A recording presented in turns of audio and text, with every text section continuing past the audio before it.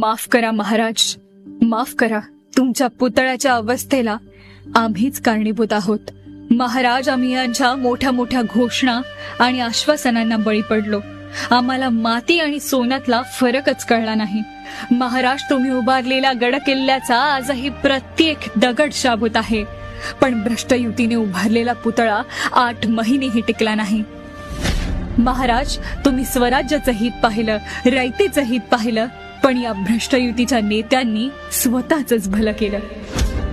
महाराज, आम्हीच दोषी आहोत, कारण आम्ही तुमच्या पुतळ्याच्या बाबतीत नेते म्हणून यांच्यावर भरोसा टाकला, पण यांनी कमिशनसाठी लाडका कॉन्ट्रॅक्टरच गाठला.